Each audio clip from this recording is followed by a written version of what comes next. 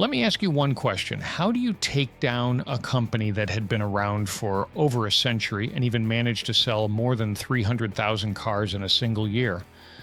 Well, today we're going to find out. This is the rise and fall of Studebaker.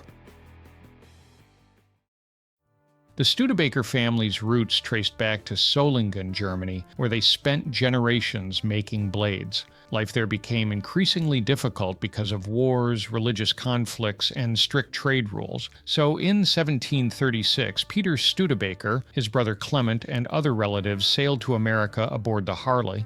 They settled in Pennsylvania, where life on the frontier brought its own hardships. After a member of the family was killed during an attack on his farm, the surviving family members carried on by working as blacksmiths and wagon builders. That decision shaped everything that followed.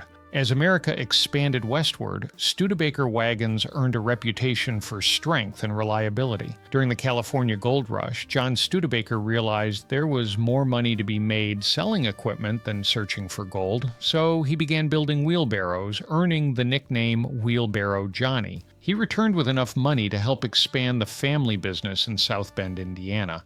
The company's biggest break came during the Civil War, when it supplied wagons to the Union Army. Those contracts fueled rapid growth, and before long, Studebaker had become the world's largest vehicle manufacturer. For decades, it dominated the wagon business, producing everything from buggies and carriages to harnesses. Then the automobile arrived.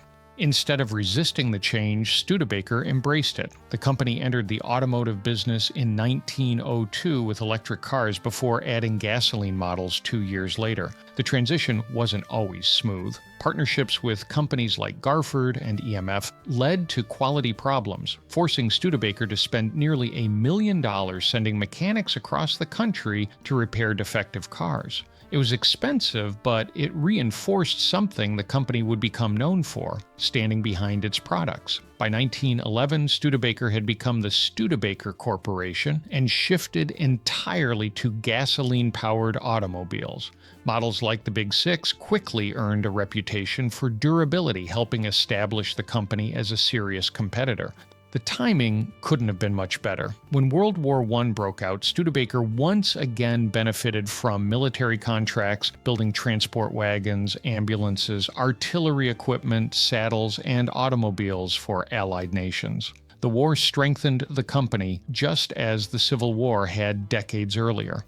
At the same time, another era quietly came to an end. In 1919, Studebaker stopped building horse-drawn wagons altogether, replacing them with trucks, buses, fire engines, and commercial vehicles. The 1920s looked like a golden era. Studebaker expanded across the United States and overseas, introduced lower-priced cars, and kept earning a reputation for dependable automobiles.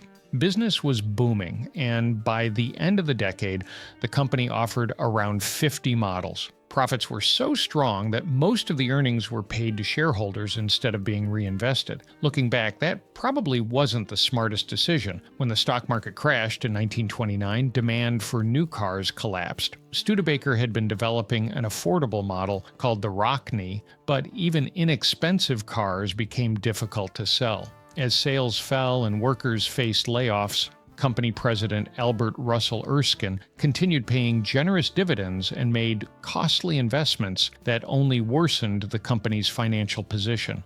By 1933, Studebaker had entered receivership. Erskine was replaced by new management and, only months later, tragically took his own life. Many companies never recovered from the Great Depression. Studebaker somehow did. After refinancing, restructuring, and support from Lehman Brothers, the company returned to profitability. That recovery led to one of its biggest successes, the 1939 Champion. Styled by Raymond Loewy and engineered under Delmar Barney Rose, the Champion doubled Studebaker's sales compared to the previous year and proved the company could still compete. Then history interrupted once again. As World War II began, Studebaker shifted back to military production. Its factories built thousands of US-6 trucks, M29 Weasel track transporters, cargo vehicles, aircraft components, and more than 63,000 Wright Cyclone engines used in the legendary B-17 Flying Fortress.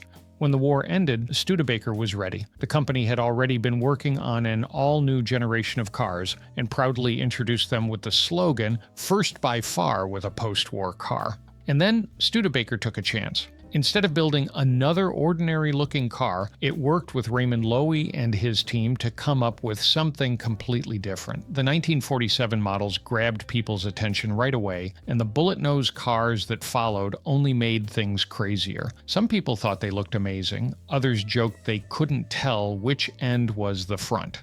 Whatever side you were on, Studebaker had your attention. Motor Trend even described the 1951 lineup as a terrific surprise, and many enthusiasts still considered the 1953 models among the most beautiful American cars ever built. Unfortunately, great styling couldn't solve every problem. Studebaker rushed those cars into production before everything had been fully sorted out. Poor panel fit, rust issues, and quality problems hurt the company's reputation just as demand for the stylish two-door hardtops exploded. Management had expected buyers to prefer four-door sedans, so production couldn't keep up with what customers actually wanted. Many simply bought another brand instead, as if that weren't enough, an even bigger problem was about to arrive. In the mid-1950s, Ford launched an aggressive price war against General Motors, flooding dealerships with cars and cutting prices to levels smaller manufacturers couldn't match. Ford and General Motors could afford those battles, Studebaker couldn't.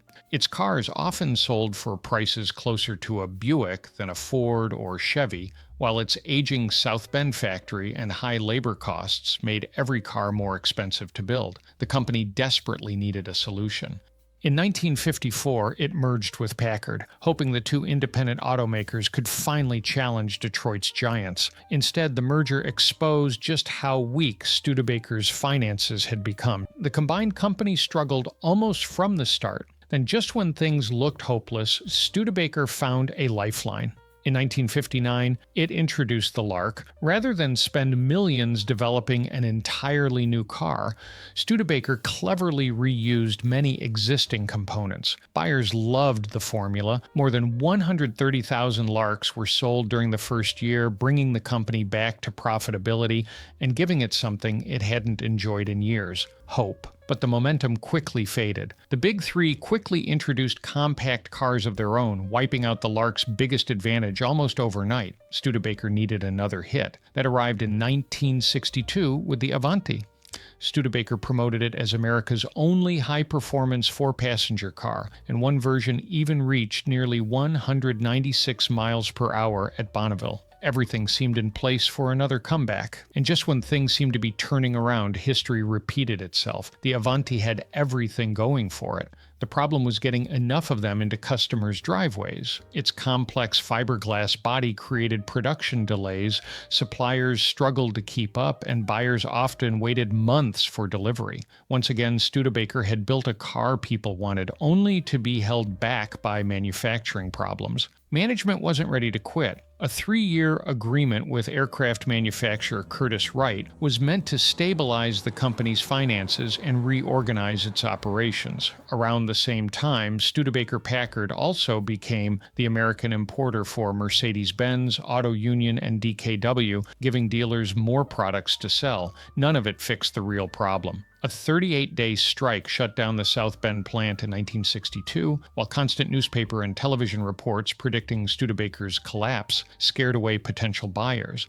Many people simply didn't want to risk buying a car from a company they feared might soon disappear. By late 1963, the decision had finally been made. Studebaker would close its South Bend factory. The last Larks and Hawks rolled off the line on December 20th, followed a few days later by the final Avanti. Production continued only at the company's plant in Hamilton, Ontario, where management hoped the business could survive. It couldn't. On March 17, 1966, a Studebaker Cruiser became the last automobile the company ever built, ending more than a century of vehicle production. Even then, the Studebaker story wasn't completely over. The company had already diversified into other industries, manufacturing everything from household appliances and generators to refrigeration equipment, tire studs, missile components, and automotive chemicals. Those businesses continued through mergers long after the last Studebaker rolled off the assembly line. The name itself almost returned several times. In 2003, Avanti Motor Company unveiled the Studebaker XUV concept, and years later, another proposal suggested reviving famous names like the Lark, Hawk, and President on modern vehicles. Neither project made it into production. The information in this video was gathered from the sources shown on screen. As always, you can find the sources in the Google Doc linked in the description. I recommend checking them out for more details. If you enjoyed this video, there are a couple more on screen you might like. One is about the Studebaker XUV, the concept I mentioned earlier. The other tells the story of how General Motors tried to reinvent the trucking industry in the 60s. Otherwise, I'll see you in the next one.